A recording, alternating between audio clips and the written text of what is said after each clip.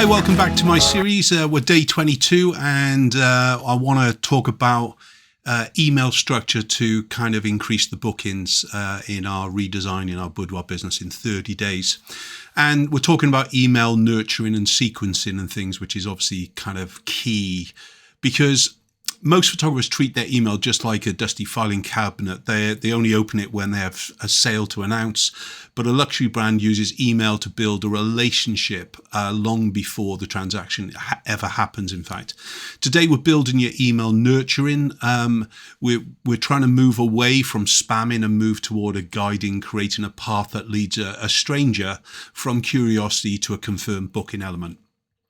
So what are we doing with leads and how we're getting them to actually increase our booking rate? So in a marketing world, email nurtures build trust. So social media is very crowded. An email box is very kind of private conversation between you and them if we can get them to open it up. So regular thoughtful emails allow you to address fears and show expertise in a way that leads to a much higher conversion rate than a single Instagram post ever could. This doesn't mean you're replacing any telephone conversation or text messaging or WhatsApp with just an email sequencing. It's all a part of that big thing, as it were. But a well-defined email sequence over 2 weeks from an email inquiry or a lead will actually nurture them into kind of a booking, we hope. So we're looking around about 35% will actually be booking from an email sequence. So those who haven't already booked from the first kind of call or first email from us, we're now looking at the percentage that is left of those who are actually going to be booking with us. As far as on a creative level, that's a great way for us to kind of tell a story, and storytelling is always key in the world of boudoir photography because we're trying to make them feel that we know her and things really. So each email shouldn't be just an information page. It should be a chapter of the client journey all the way through, incorporating the transformation, the behind the scenes kind of reality check and things really, as well as real client experiences, if we can share some of those. This will all make our brand feel relatable to her and human. So as far as when we're trying to inspire the client, we need a guided connection.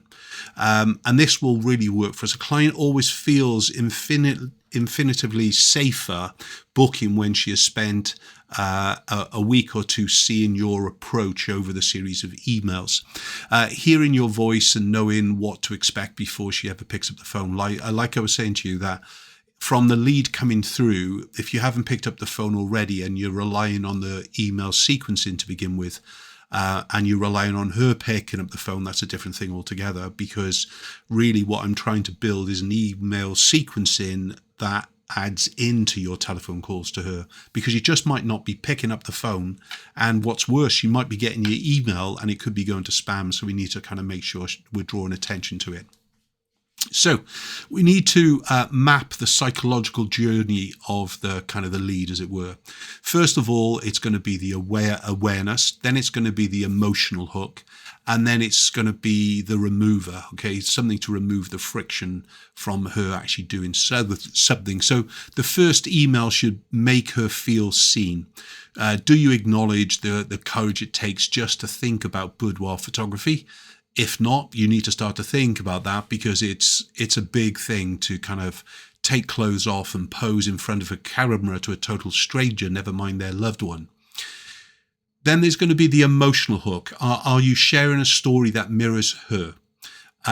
What we need to do, like we've discussed, in fact, yesterday again, is be specific to our client. Yeah, the woman who thought she wasn't ready or fit enough to actually come in for the boudoir experience with her, we need to make sure we're reflecting her as well.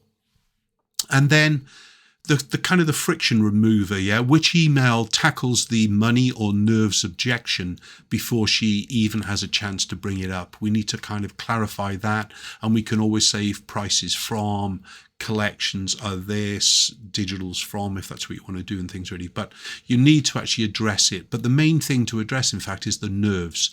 Most clients who kind of don't get around to booking, it's because they're too nervous to follow through. The clients who don't arrive is because you haven't made sure they feel safe leading up to the session itself. In other words, with a quick telephone call a couple of days beforehand, because they got nervous and they've backed out. So those are the kind of things we need to remove, that friction ASAP, and continue removing that friction to buy, and a friction to book, and a friction to arrive. So our task for kind of today, it's to outline an email sequence of 5 emails spread over 2 weeks. If you can't afford to kind of pay for the likes of a MailChimp or whatever it is, there's companies like MailerLite and Bravo that will actually allow you to actually kind of use them without any trouble. So map out the topic for each. There's the emotional hook you'll use and a clear call to action on each one of them. Remember, your goal is to guide them from awareness through to interest, to trust in us, to the desire, and to the booking stage. Now, I want a booking stage and desire on each of the 5. But if you think about what those 5 were, the awareness is going to be doing one thing with a CTA on that kind of email as well. Then we have the interest in email behind the scenes and everything else, with still a booking, a call to action.